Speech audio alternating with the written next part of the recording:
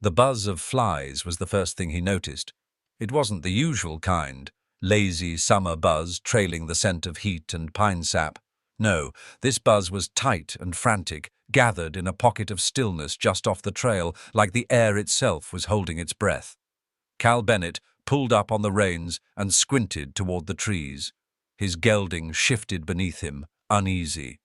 A glint caught his eye. Metal, not sunlight on stone. Something man-made. Cal dismounted slow, his boots crunching the dry needles carpeting the forest floor. One hand stayed on the stock of his rifle. He moved toward the clearing, each step deliberate, quiet.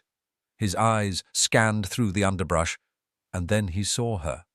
A woman, shackled. She was slumped against the base of a cottonwood, wrists bound in rusted iron cuffs, the chains staked into the dirt beside her like she was nothing more than a forgotten animal. Her dress was torn at the hem, soaked in dust and dried blood. Hair tangled and stuck to her temple, lips cracked, skin sunburnt. But her eyes, God, her eyes, were wide open and full of fury, pale green and unbroken. "Don't come closer," she rasped, voice like a sandpaper whisper. "Not unless you have a key or a gun." Cal took one more step and stopped, both hands raised slightly. "I've got both," he said evenly. "Don't plan to use either on you." She didn't look convinced. Her mouth twitched, but it wasn't a smile. "Then start with the key." He nodded once, then knelt beside her, reaching into his saddlebag for a ring of tools. His hands moved with practiced calm, like a man used to freeing animals from snares, not people. "What happened?" he asked without looking up. "Two men," she said, "came out of nowhere. I was riding from my aunt's ranch near Jackson. They thought I was someone else, I think. Then they found the letter in my saddlebag, saw my father's name." Cal paused at that.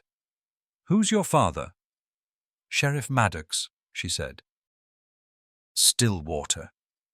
He let out a slow breath, more to himself than her. "That was a name you didn't forget." "If you're thinking of ransoming me too," she added, "just shoot me now. Save us both the trouble." Cal snorted. "You think I look like a man who ties up women in the woods? I think I've seen enough men to know looks don't mean a damn thing." One shackle clicked free.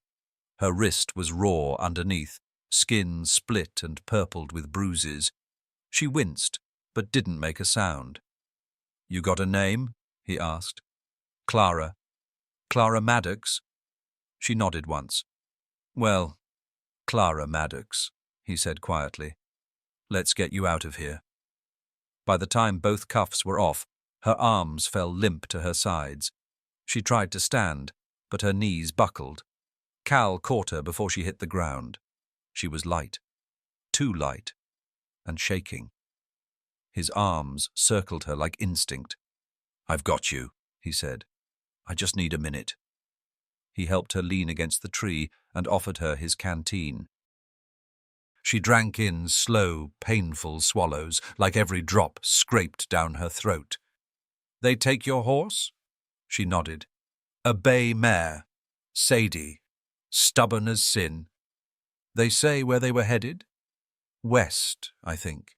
One had a scar down his cheek. The other was missing 3 fingers on his left hand." Cal's jaw ticked. "You remember that?" "I remember everything." He didn't ask more, didn't press. There'd be time for that later, if she wanted to talk. Instead, he stood and moved to his horse, unstrapped a bedroll, a blanket. He laid it across the ground beside her and crouched again. "We'll ride back together," he said. "You'll sit front. I'll keep you steady." "I can ride." "You can't walk." She didn't argue after that. The trail east was quiet and cruel. Clara sat stiff in the saddle at first, her back upright, spine tense. But after a mile, the strength wore down. She leaned back against him, not from trust, but necessity. Cal said nothing. The sun dipped low. They didn't speak until the trees opened wide at the bend in the creek. He found a patch of level ground and dismounted. She didn't protest when he lifted her down. She didn't look at him either. He built a fire, not for warmth, but for the light. Coyotes had been thick the last 2 weeks. As the flames caught, Clara curled up beneath the blanket and closed her eyes. She was asleep before the sparks even settled into the logs. Cal didn't sleep. He sat just off to the side, rifle across his lap, gaze on the dark pines. The fire cracked now and then, and the breeze moved the leaves overhead, but nothing stirred near the camp. Nothing dared. He watched the trees and the shadows in between. He wasn't sure what kind of men would leave a woman like that, but he intended to find out. The next morning, she woke with a start, eyes wild, chest heaving. But Cal was already crouched beside her, his voice low and steady. "You're safe," he said. "I stayed up." Nothing came close. She looked at him for a long time, then, softer than before, "You didn't have to." "I know." They rode again, slower this time. Clara's body ached, but her silence had changed. It wasn't cold. It was waiting. Somewhere between the second stream crossing and the first rise of Stillwater's foothills, she asked, "You always rescue women off the trail?" "Only the ones in shackles." She let out something like a laugh, but it was dry, bitter and tired. He'd take it anyway. By midday, the rooftops of Stillwater came into view beyond the ridge. The wind shifted, warmer, gentler, and Cal felt Clara tense in the saddle. "My father," she said. "He'll be worried sick. He might shoot you just for riding in with me." Cal's voice was calm. "I can take a bullet or two." She turned, just enough to see his face. "Why'd you help me? Really?" He didn't answer right away. "Because you were in chains," he said finally. "Because no one should be left like that." "And because I could." She waited. "That all?" He looked at her then, eyes steady. "Because I wanted to." Clara didn't say anything after that, but she didn't look away either, and that, somehow, was louder than any thanks he'd ever heard. The trail narrowed along the ridge, worn thin by hooves and time. Cal kept one arm braced around Clara's waist, his other hand steady on the reins. The horse moved slow beneath them, each step careful. Stillwater was just over the rise, but it might as well have been another state for how quiet Clara had gotten. Her body leaned back against his, not from comfort, just fatigue. He didn't speak. There wasn't anything to say that wouldn't sound like too much or too little. The sun sat low behind them now, throwing long shadows across the pine trunks. The air carried the scent of dry dust and creek water. Up ahead, a weathered sign marked the fork in the road. One way led south toward the far ranches, the other curved into the low hills of Stillwater. Cal nudged the horse left. Clara stirred. "There's a shortcut past the hayfields. Comes out near the back of the livery." He looked at the narrow trail she was pointing toward. It looked barely wide enough for one rider, overgrown and unused. "You sure?" "I used to sneak out that way when I was 15, she murmured. "I know it better than I know my own room." He didn't question her again. They took the shortcut. The trail was steep in parts and full of roots. Twice, Cal had to hold her tight as the horse stumbled, but Clara didn't flinch. She was pale and silent, but something about the way she stared straight ahead told him her thoughts were already back in town, trying to brace for what came next. It was late afternoon when the path opened up behind the livery stables. Cal slowed the horse to a stop and helped Clara down, one hand at her waist as her legs hit the ground. She winced but stood, barely. "I'm fine," she muttered, steadying herself on a fence post. He didn't argue. They walked the last stretch. The town was quiet for now, dust hanging low in the late light. A dog barked from somewhere near the mercantile, and a pair of kids kicked a rock along the edge of the road, not yet noticing them. When they reached the wooden steps of the sheriff's house, Clara hesitated. "You don't have to go up," she said. "I didn't plan to." She turned to knock. The door burst open before her hand touched it. "Clara." The voice was a man's, rough with panic, then relief.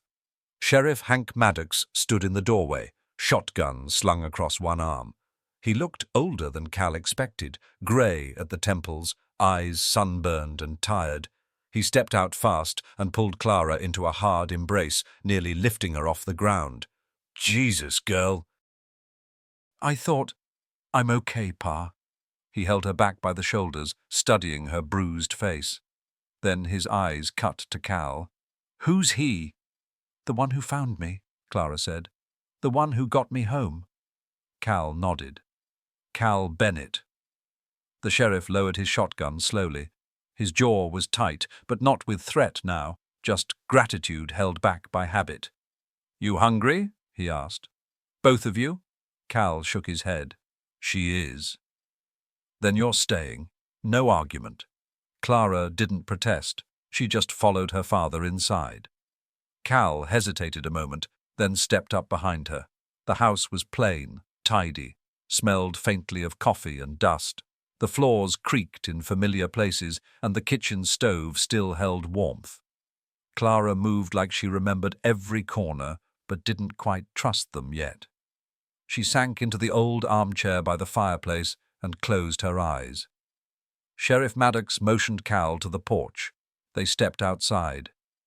The sky had turned lavender blue, the air cooling fast. The sheriff handed Cal a tin mug of coffee. "She's always been hard-headed," he said after a long pause. "Her mother was the same." Cal sipped, said nothing. "I know what kind of life lives in a man's saddle," the sheriff went on. "Seen enough riders pass through. Don't know what brings you here or why you stayed, but I owe you more than I've got words for." Cal looked out over the edge of town.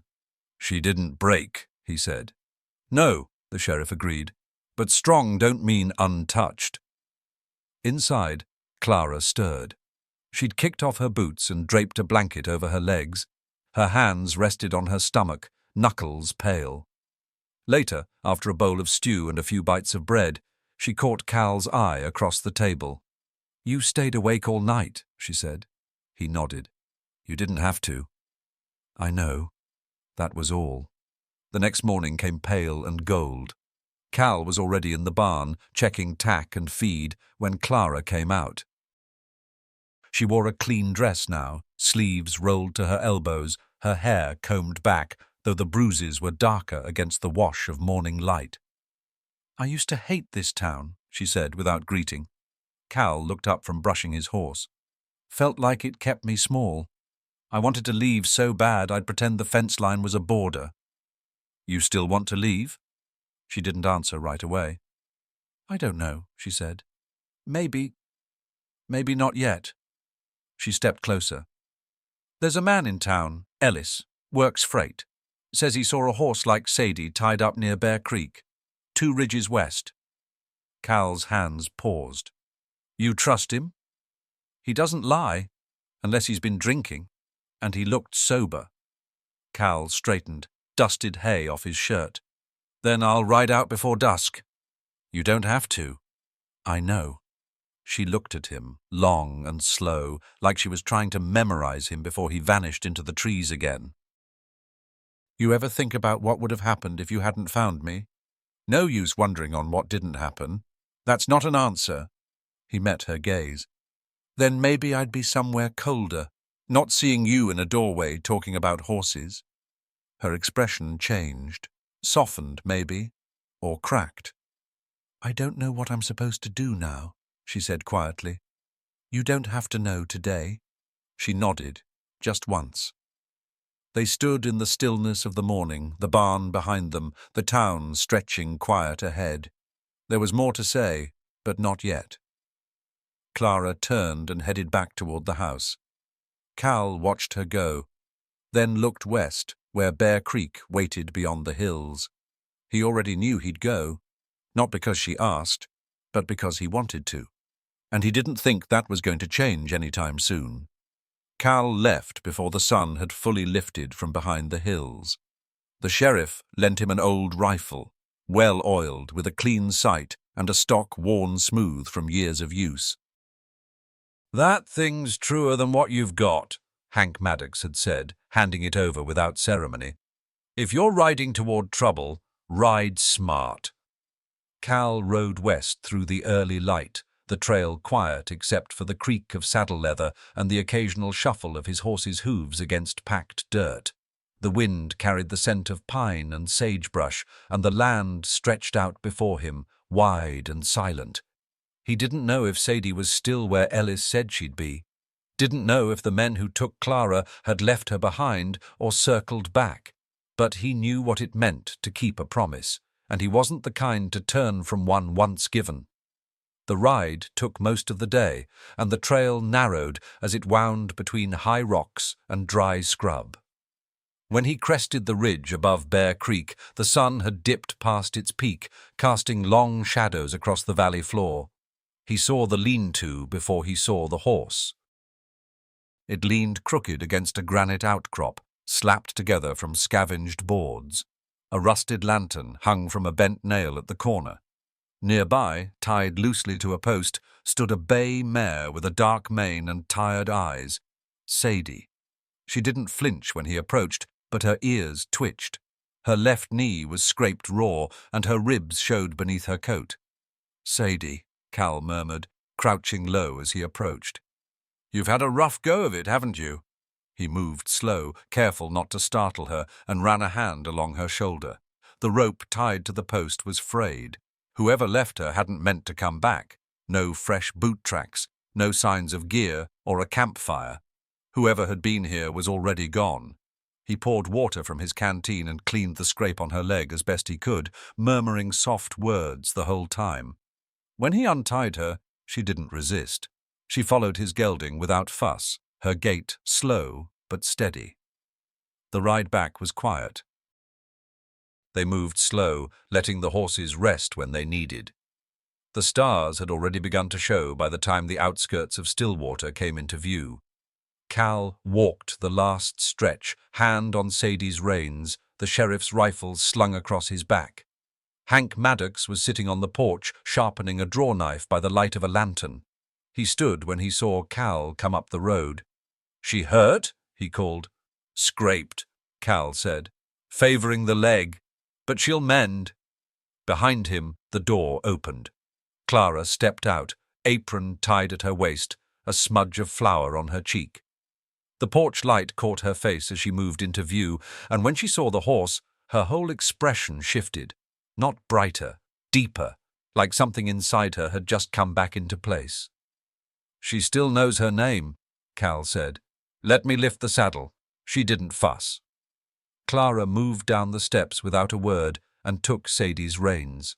The mare pressed her nose into Clara's shoulder. "Thank you," she said softly. She was alone. No sign of the men. They're moving light, not staying put. Clara nodded, but didn't look up. She ran a hand through Sadie's mane with slow, practiced care. "They left her like she didn't matter," she said. "They'll leave more behind if they keep running."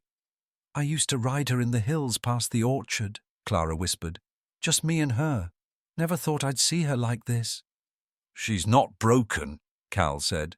"Just tired. And sore." Clara looked at him then.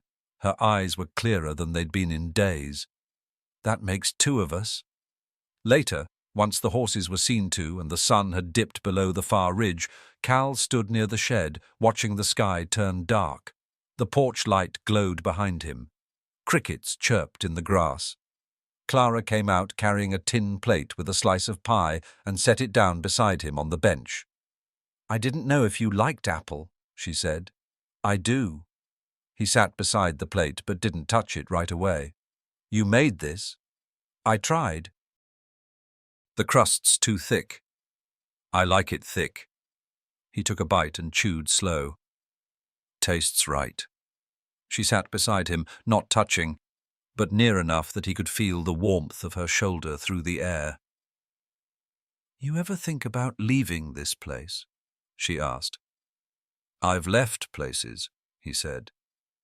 Never felt like I arrived anywhere. And now? He looked at her. Really looked. Now I think I might be done leaving. She didn't say anything for a moment. The crickets kept singing, and the faint smell of wood smoke drifted on the breeze. I don't know what happens next, she said. I'm not sure I'm ready to be fine yet. You don't have to be, he said, but I don't want you afraid. I don't want that either. He turned slightly, voice low. You won't be. Not while I'm here. She looked at him full on then, something unguarded rising to the surface. The porch light caught the lines of her face, still healing, still strong. I never thought I'd trust someone again, she said. Not like this. He reached for her hand, slow, deliberate, giving her time to pull away. She didn't. Their fingers laced together, rough skin against rough skin, and it fit like something that had been waiting. I'll stay as long as you let me, he said. She leaned her head lightly against his shoulder. Then you'd better stay a long time. The silence after wasn't empty. It held them gently, like the hush between heartbeats, like the breath before sunrise. In the house behind them, the lamplight glowed warm against the curtains. Sadie rustled in her stall, and the breeze whispered through the orchard trees. The road ahead wasn't clear, not yet, but neither of them was walking it alone anymore, and that, for now, was enough. The next few days passed like water finding its level. Clara moved through the house with slow purpose, her strength returning bit by bit, though her step still held a cautious edge. She kept her sleeves rolled to her elbows and her wrists bandaged, though the skin had begun to close.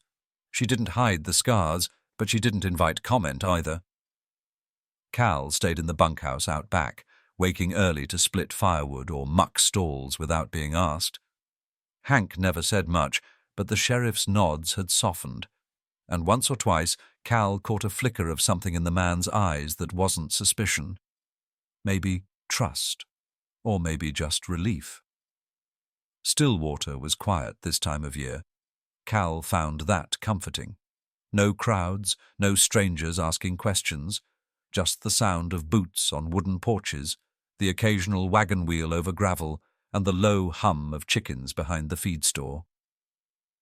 On the fourth morning, Clara came out to the porch with 2 mugs of coffee, one in each hand.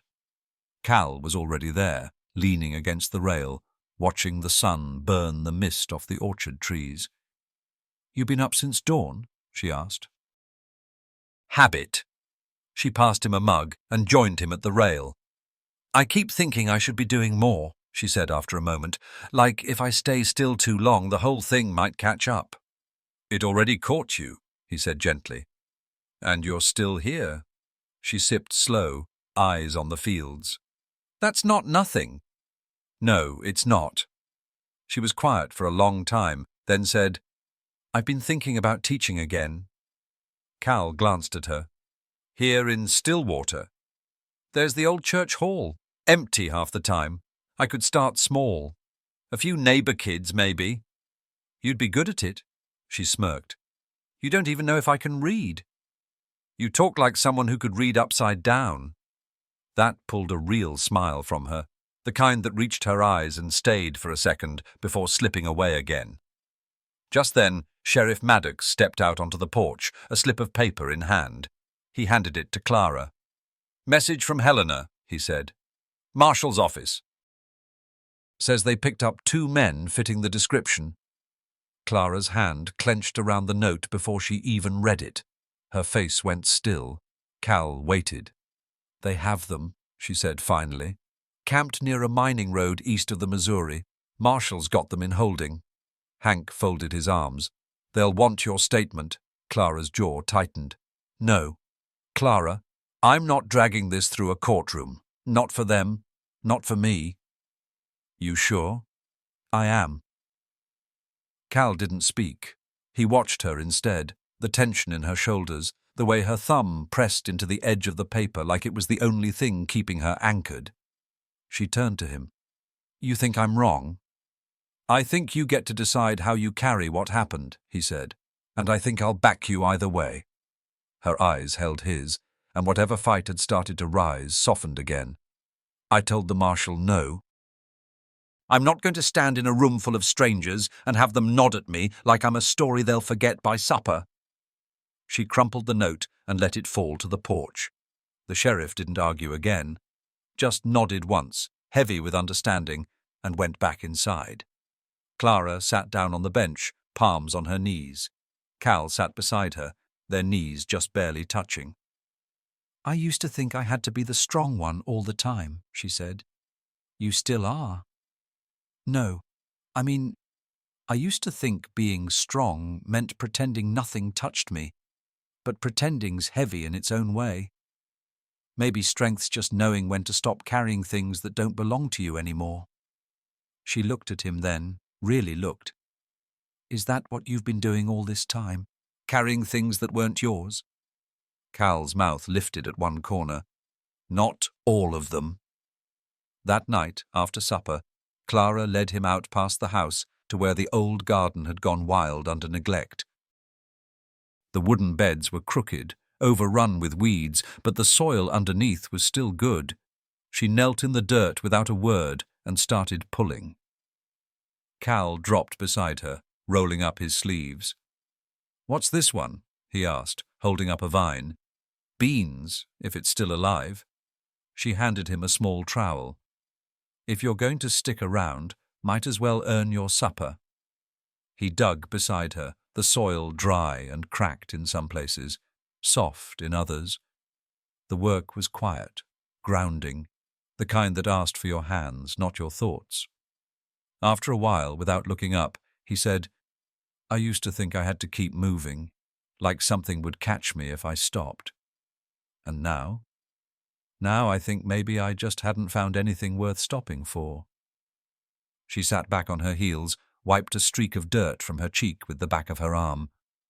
I'm not easy, she said quietly. I carry things. Some I don't talk about.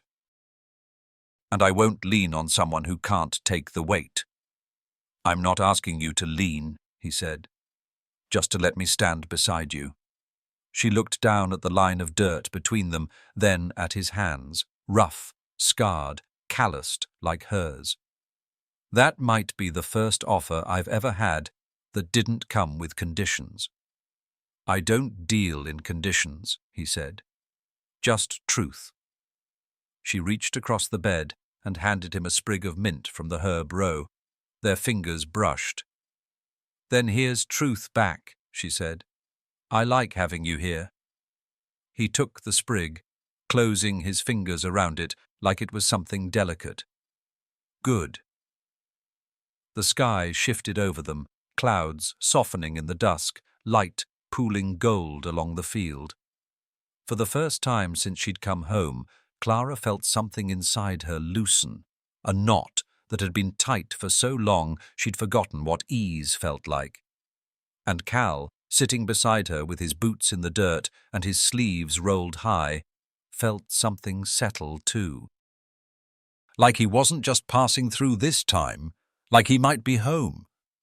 The smokehouse behind the sheriff's home leaned a little to the west, its roof patched with old tin and its door hanging crooked on rusted hinges. It wasn't much to look at, but it held the cool better than the main house did, and Cal had taken to working inside it during the warmer hours. He liked the quiet, the steady rhythm of his hands, salting meat, folding burlap, cutting twine. There was something honest in labor that didn't need explaining. His sleeves were rolled high, shoulders damp with sweat. The air smelled of smoke, oak ash, and venison. He didn't mind. Outside, Clara stood at the fence that bordered the back pasture, arms crossed loosely over her midsection. Her left boot tapped out a rhythm in the dirt below, not anxious, just thoughtful. She had that look again, the one he was starting to know well, distant but not lost. Watching the horizon like it might tell her something she didn't yet know. When she finally stepped inside the smokehouse, he didn't turn. "You always work like the meat insulted your mother?" she asked. He kept his eyes on the salt tin. "Only when I'm thinking too hard." She picked up a rag from the wall and folded it in her hands. "There's a man in town," she said after a pause. "Says he saw my horse near Bear Creek, tied near a lean-to with a busted lantern hanging from the post." Cal set the tin down slowly. "What sort of man?" "Name's Ellis. Works freight for old Mrs. Cormack. Doesn't lie unless there's whiskey in him. He looked sober enough." He wiped his hands clean on his trousers. "Then I'll ride out before dusk." "You don't have to." "You want Sadie back?" "Of course I do." "Then I'll ride." She was quiet for a moment. He could feel her looking at him, though he still hadn't met her gaze. "You ever think about what you'd be doing if you hadn't found me that day? No use wondering on what didn't happen. That's not an answer." He looked up then, eyes steady. "I'd be somewhere colder, and I wouldn't be seeing you in the doorway asking about horses." Her jaw tightened, but her voice was soft. "I'm sending word to Helena. The marshal said the men might have passed through last week. He wants to see if they can set a trail." Cal nodded. "Fair enough." "That mean you're staying here a while?" she asked. "I don't see much choice." "You've got plenty. Just might not be the ones you wanted." She leaned a shoulder against the beam near the door, crossing her arms again. "I used to think the worst thing that could happen was being stuck in this town," she said. He waited, listening. "But now I think the worst thing is being stuck here and feeling like I'm not whole anymore." "You don't seem broken to me." "I didn't say broken. I said not whole." "There's a difference in that," he agreed. She tilted her head slightly. "You ever get tired of not saying much?" "I say what matters." "Then say something that doesn't." Her voice wasn't sharp, just tired, worn down by more than the day. He glanced toward the open door, then back at her. "I like the way you walk. Like you're daring the ground to give out under you."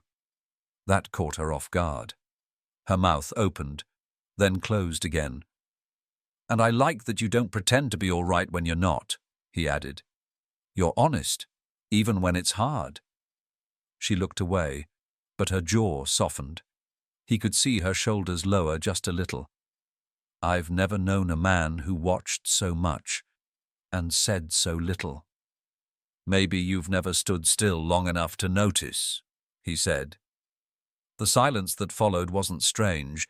It was the kind that settled low, like cool water after heat. When she stepped outside, he followed. They crossed the pasture to where her father was splitting kindling beside the shed. The sheriff looked up as they approached. "Ellis tell you about the horse?" he asked. "He did," Clara said. "Cal's going to ride out." Hank nodded. "I'd go myself, but I've got 2 drunks in the jailhouse and a letter to ride north before sundown." "I'll manage," Cal said. The sheriff studied him for a moment, then handed over an old Winchester with a clean scope. "Take this," he said. "Sights are truer than that thing on your saddle." Cal took it without comment, checked the chamber, nodded once. Clara walked with him to the edge of the yard. He adjusted the saddle straps, then swung up with practiced ease. The new rifle rested across his thighs. She stepped closer and rested a hand lightly on the saddle horn. "You bring her home if you can." "I will. And if you can't, I'll come back without her." "But I'll come back." She stepped back, letting him turn the horse toward the trail that wound west. The late light caught the dust behind him as he rode out, and the trees ahead looked darker than they had that morning. Clara didn't go back inside. She stayed there, watching until the trees swallowed him whole. Not because she doubted he'd return, but because something inside her had started to shift again. Something slow and quiet and rooted, like hope.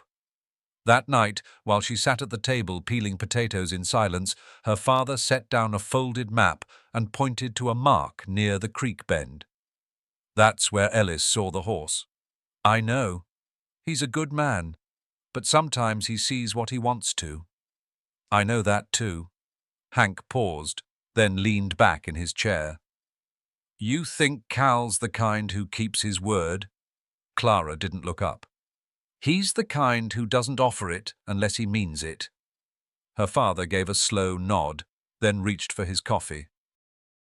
In the barn, Sadie rustled in her stall, and the wind shifted across the roof, tugging at the loose boards. The house was quiet again, but not hollow. Out past the pines and the fading sun, a rider moved through the dark, his promise tucked between saddle and heart, heading toward a lean-to and the ghost of a trail. And behind him, for the first time in years, someone was waiting. Not for rescue, not for proof, just for him. The wind had shifted by the time Cal reached the ridge above Bear Creek. It carried the scent of distant rain, though the sky still held only streaks of cloud and a fading sun. He paused at the top, surveying the land below. Sparse pines dotted the hillside, and the dry creek bed wound like a pale ribbon toward the valley floor. He spotted it after another half-mile, a makeshift lean-to tucked against a granite outcrop, just like Clara described. The boards sagged in the middle, one corner nearly caved in. A rusted lantern hung crooked from a bent nail, and tied to a fence post, ribs showing through her dusty coat, was Sadie. She raised her head as Cal approached, but didn't move. Her left foreleg was scraped and swollen, but she stood steady. Her eyes, though dull with wear, still held the glint Clara had spoken of. Proud, tired, still standing. Cal dismounted and moved slow, murmuring to her as he reached for the frayed rope. She didn't flinch, even when he touched the wound. There were no fresh boot prints, no gear, no campfire. Whoever had left her here hadn't intended to stay or come back. "You got left behind too, huh?" he said softly, running a hand along her shoulder.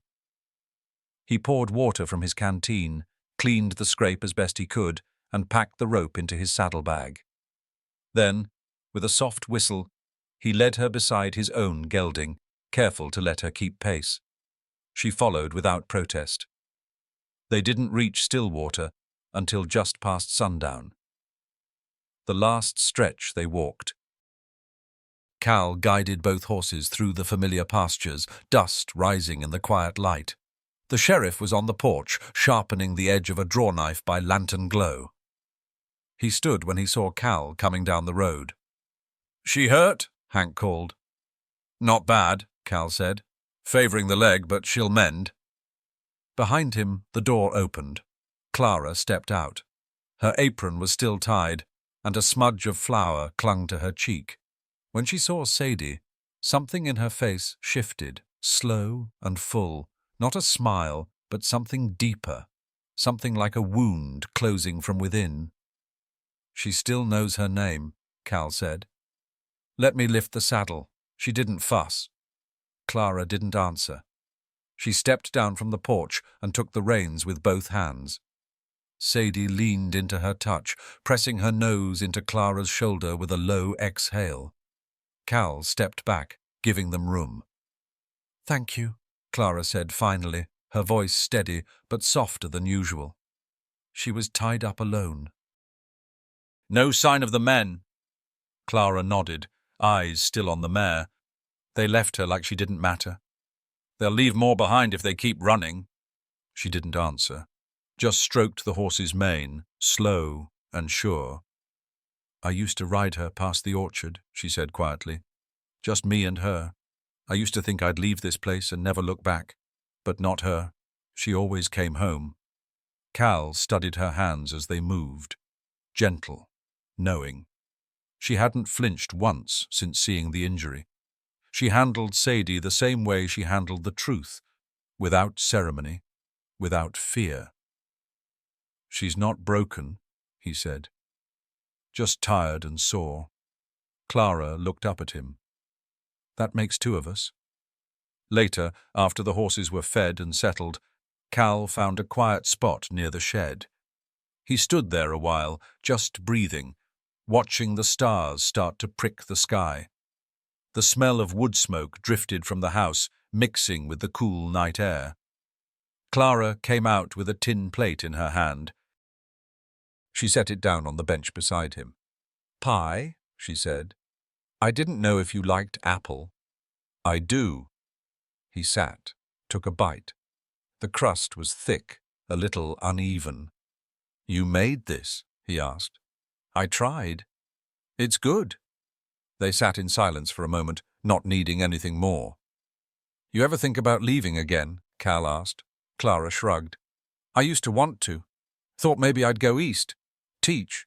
Open a shop. Something like that. But I never got past the wanting." "You?" "I left plenty," he said. "Never felt like I arrived anywhere." "And now?"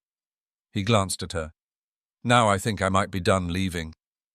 She didn't speak, just leaned in a little, close enough that their shoulders nearly touched.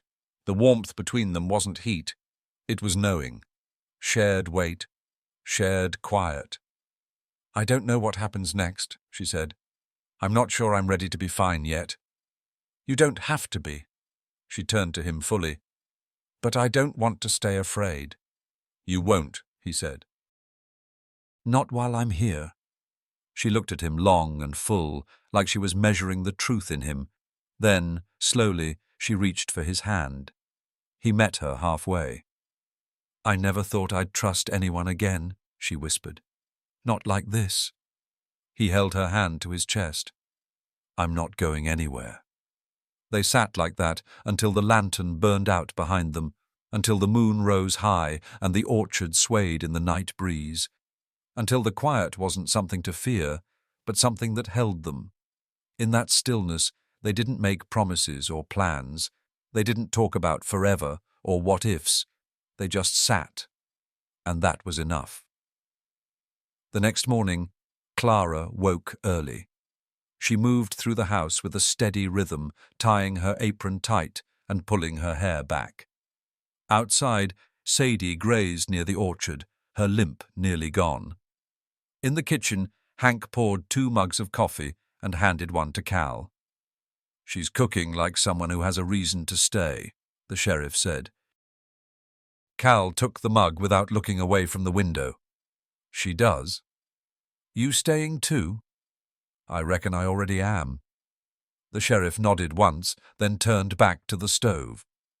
Later that morning, Clara stepped out into the sunlight and called over her shoulder, "You said you were good with fences, didn't you?" Cal looked up from the porch rail, one brow raised. "I said I could hold a hammer." "Well," she said, walking toward the back of the house, "come hold one." He followed, slow and certain, the dust rising under his boots. There was work to do, fences to mend, a garden to tend, a town that might not look like much, but had started to feel like something worth staying for. And someone worth staying for, too. The days that followed settled into a quiet rhythm neither of them expected, the kind that sneaks in through repetition and honest work. Cal spent most mornings repairing fence lines with Hank Maddox along the western pasture, the 2 men exchanging few words but working in easy sync. By noon, Clara could be found in the old church hall on Main Street, sleeves rolled up, chalk dust on her skirt, and a half-circle of children seated in front of her on splintered benches. At first, just 3 had shown up, then 6. By the end of the week, there were 12, most with sunburned cheeks and calloused hands, but bright eyes that followed her every word. She taught them numbers, letters, and how to listen without interrupting. But more than that, she gave them stillness in a world that didn't always offer it, a place to sit, to wonder, to learn. Cal watched it happen from a distance, quiet pride tucked behind his usual stillness. He passed by the church sometimes with Sadie trailing behind, always pretending to look the other way. But Clara, would see the corner of his mouth twitch the way he lingered a little too long on the porch rail across the street before walking on. In the evenings, after supper and chores, they sat on the back porch. Sometimes they talked, sometimes they didn't. Either way, it was enough. One night, as the crickets tuned up in the grass and the moon pushed silver light across the yard, Clara turned to him with her knees pulled to her chest. "I used to picture my life like a map," she said. "Lines laid out neat, roads going to places I could name. I thought if I followed the right ones, everything would make sense." He looked at her, waiting. "But now it feels more like I'm carving the trail as I walk it." He nodded. "That's the only kind of map that matters." She tilted her head. "Are you carving it with me?" He didn't hesitate. "I already am." She smiled then, not the tired kind she wore when holding herself together, but the real kind, the kind that didn't ask permission. The next morning, Cal helped the sheriff mend a broken hinge on the barn door. Hank worked in silence for most of it, but when they paused for water, he spoke. "You're not just passing through anymore." "No." "You sure about this?" Hank asked, not unkindly. "It's not a life with much breathing room." Cal leaned against the post. "I don't need room, just roots." The sheriff gave a grunt that might have been agreement.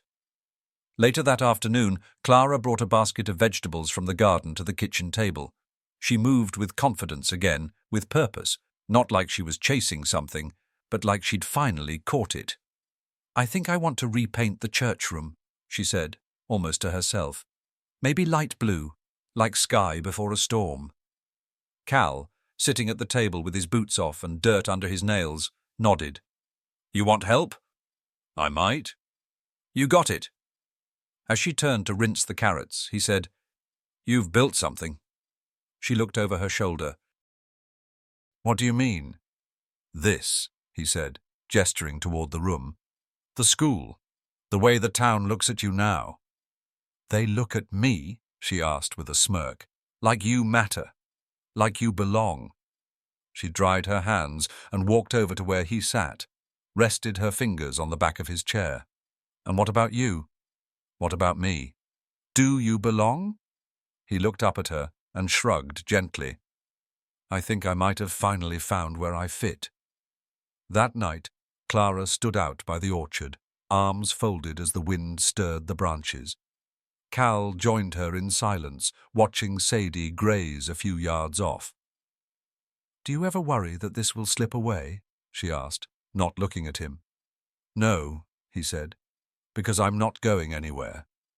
She nodded, but her voice was softer when she replied, "I've spent most of my life waiting for something to go wrong, for someone to leave."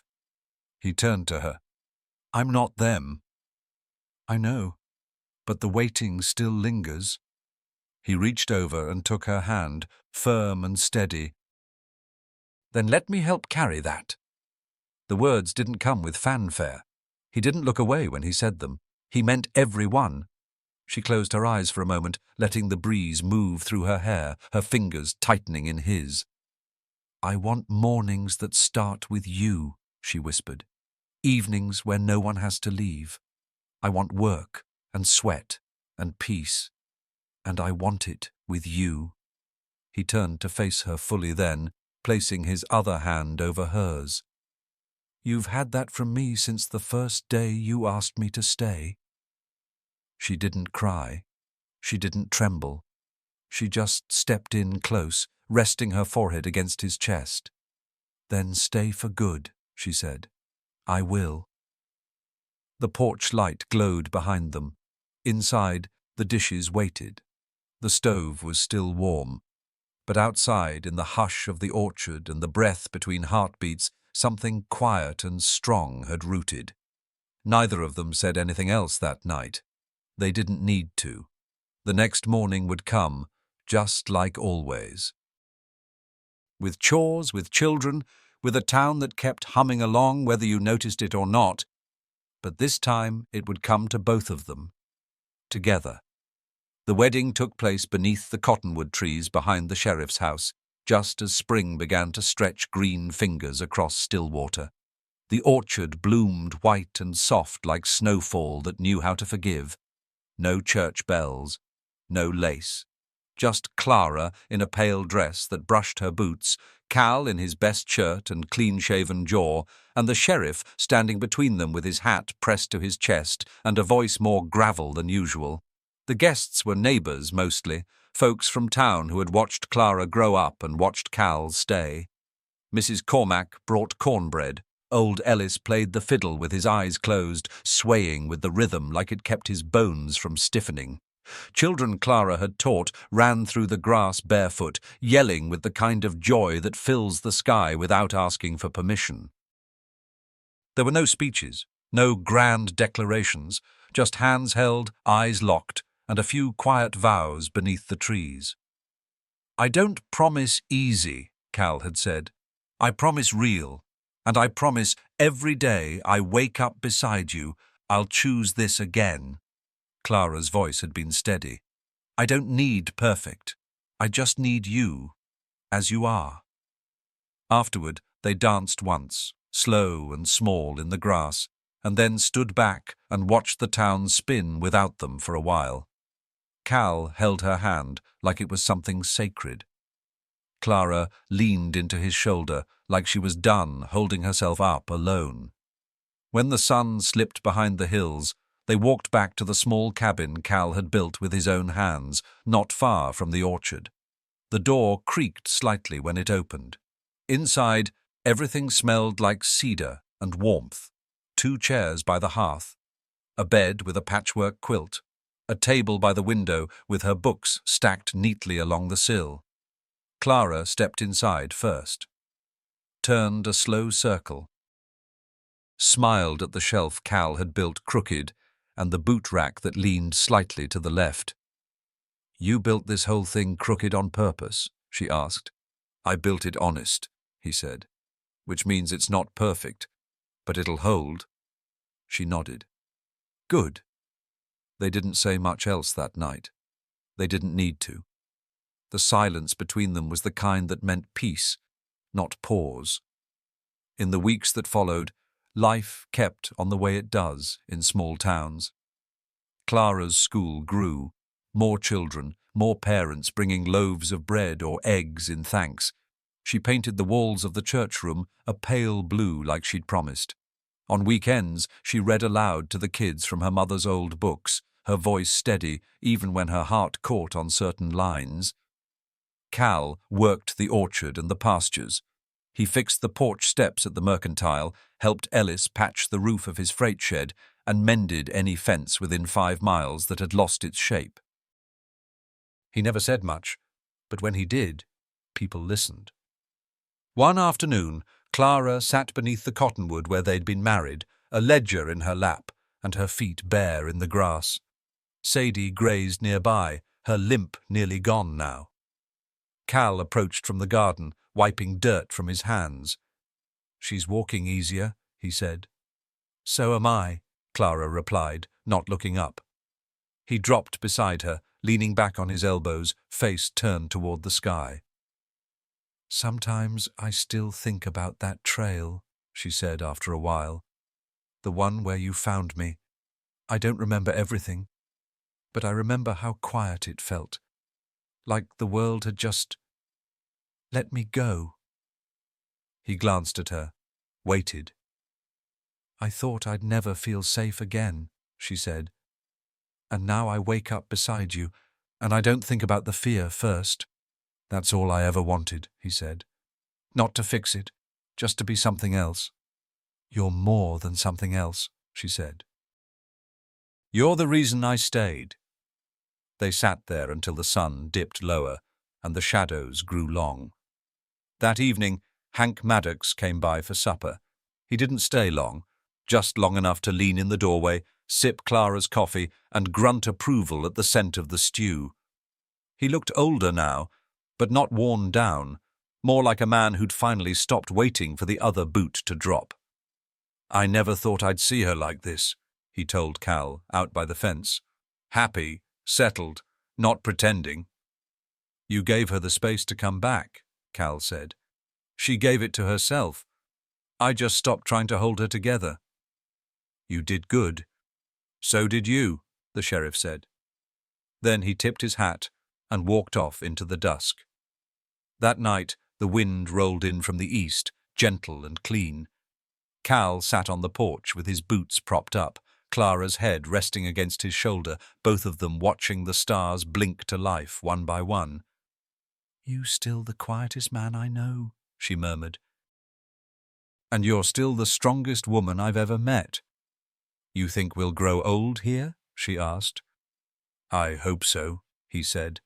They didn't speak after that. The sounds of the town, soft laughter, a dog barking somewhere down by the river, the clink of a pan in someone's kitchen, folded around them like a hymn. Not loud, not proud, just constant. Clara closed her eyes and smiled, and Cal, with one hand resting gently over hers, thought maybe for the first time in his life he'd found something he hadn't known he was missing. A place, a person, a reason to stay. And that, after everything, was more than enough.